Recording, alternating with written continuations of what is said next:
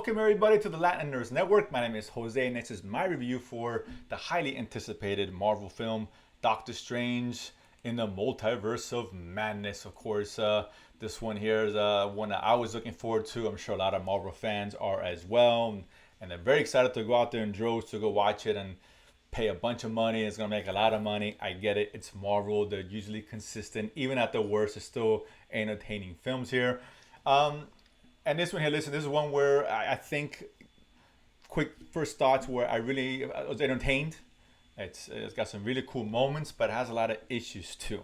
Where I always have a tier of Marvel films, with tier one being the best. You know, like some movies like Thor Ragnarok or, you know, the Endgame, Infinity War, Captain America, Civil War. You got your tier twos, and you know, obviously this one I put like in tier three. What I thought was a solid Marvel film, just not what I was expecting or wish that they would have given us. And I'll get to all that in a moment here. This is completely spoil free because listen, we all know what's it about. You got Doctor Strange, Multiverse, go, right? You don't need to know more. I don't want to tell you anymore. Try to stay away from any spoilers if you can. There are some surprises in here. Not as much as I hoped, but there's some surprises in there. And listen, this one here we got is directed by Sam Raimi, right? I love Sam Raimi. I love it. He gave us the original Spider-Man films back in the early 2000s with Tobey Maguire. But, you know, he's known for horror films like, you know, Evil Dead and Drag Me to Hell. I like his work, and this movie is a Sam Raimi film in terms of its presentation, the style, camera work. There are some slight horror elements here and there, and it's got his fingerprints all over it. As a Raimi fan, I really liked and enjoy that. I mean, this is a visual feast, a smorgasbord of visual delights that I think are going to entertain audiences all over the place. It looks really cool. There's a lot of cool imagery. You know, when they start traversing some of these, you know, other universes, some cool stuff that they present and what have you in terms of visuals, some cool action scenes, and all that's there, right? Where throughout this 2-hour runtime, you will be entertained. But at the same time, couldn't help feeling a little bit disappointed. You know, this whole idea of multiverse and, you know, the doors that this could have opened, right, and could have given us so much more than I thought the film did. I don't think it went far enough with this multiverse and the possibilities out there, right? These surprises.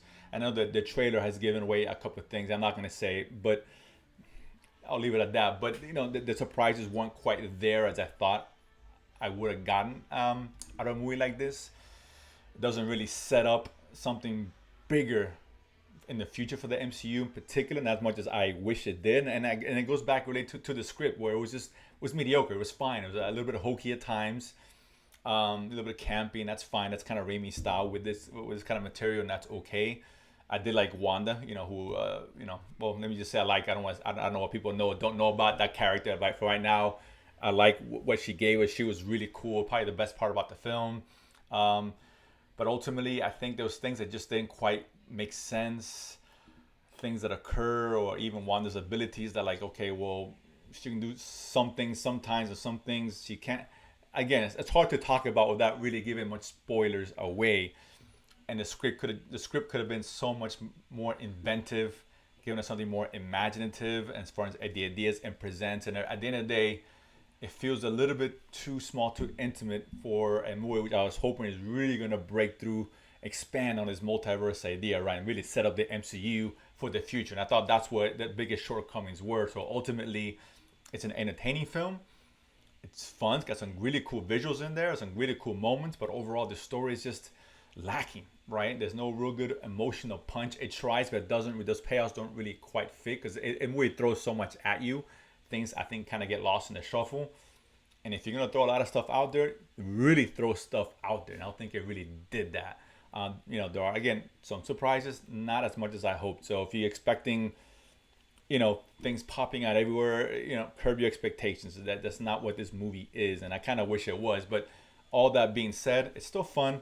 It's still entertaining. Yeah, I'm still recommending it. Just curb the expectations. It's a good film, not a great one. It's a good MCU, solid MCU entry, but nothing really, for me anyway, that really worked beyond that. So that being said, Doctor Strange, I'm sure you're going to watch it. If you do, comment below. Let me know what you guys thought. And of course, if you haven't done so already, subscribe below and feed money to go to the movies and talk about it afterwards. See you guys next time.